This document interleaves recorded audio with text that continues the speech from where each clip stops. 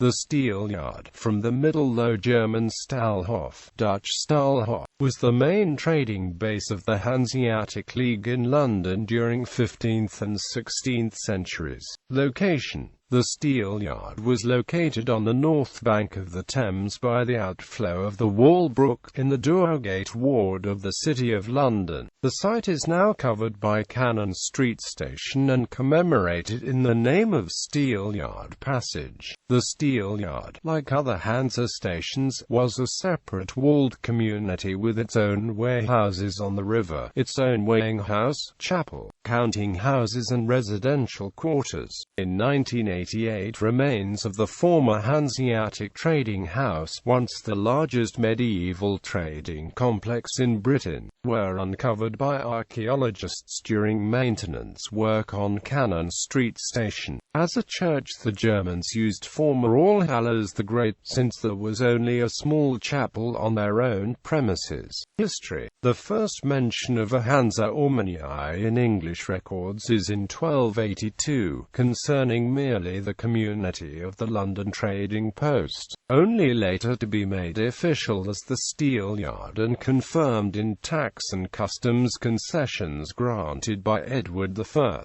in a Carta Mercatoria of 1303.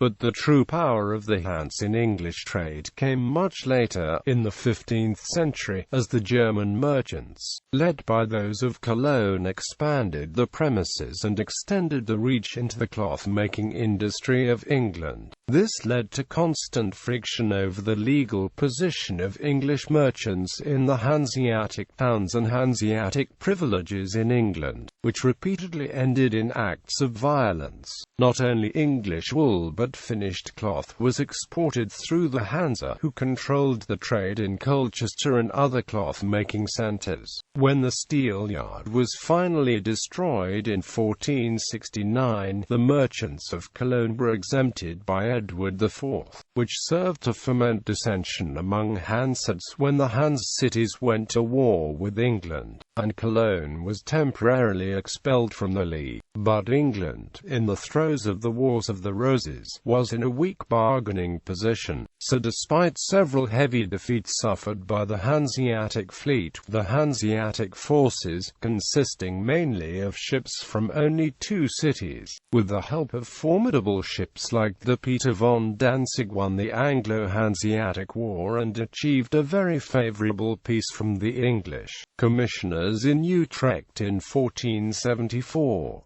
In 1475 the Hanseatic League finally purchased the London site outright and it became universally known as the Steelyard. But this was the last outstanding success of the Hansa. In exchange for the privileges, the German merchants had to maintain Bishopsgate, one of the originally 7 gates of the city, from where the roads led to their interests in Boston and Lynn. Members of the Steelyard, normally stationed in London for only a few years, sat for a famous series of portraits by Hans Holbein the Younger in the 1530s, portraits which were so successful that the Steelyard merchants commissioned from Holbein the allegorical paintings The Triumph of Riches and The Triumph of Poverty for the hall.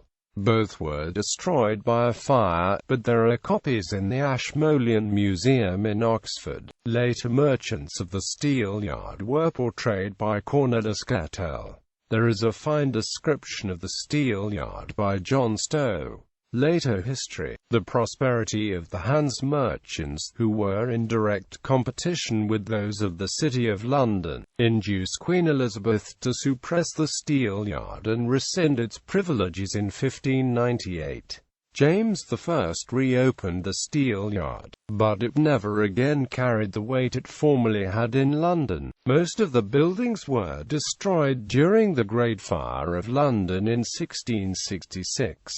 The land and buildings remained the property of the Hanseatic League, and were subsequently let as warehouses to merchants. The Hanseatic League was never officially dissolved, however. Consulates of the Hanseatic League cities provided indirect communication between northern Germany and Whitehall during the European blockade of the Napoleonic Wars. Patrick Cahoon was appointed as resident minister and consul general by the Hanseatic cities of Hamburg in 1804 and by Bremen and Lübeck shortly after as the successor of Henry Hayman, who was also Stallhofmeister, master of the Steelyard. Cahoon was valuable to those cities through their occupation by the French, since he provided indirect communication between northern Germany and Whitehall, especially in 1808 when the three cities considered the membership in the Confederation of the Rhine. His son James Cahoon was his successor as consul of the Hanseatic cities in London, Lübeck, Bremen and Hamburg. Only sold the common property, the London Steelyard, to the Southeastern Railway in 1852.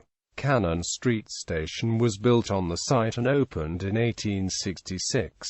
Steelyard balance. The Steelyard possibly gave its name to the Steelyard balance, a type of portable balance, consisting of a suspended horizontal beam. An object to be weighed would be hung on the shorter end of the beam, while weights would be slid along the longer end, till the beam balanced. The weight could then be calculated by multiplying the sum of the known weights by the ratio of the distances from the beam's fulcrum.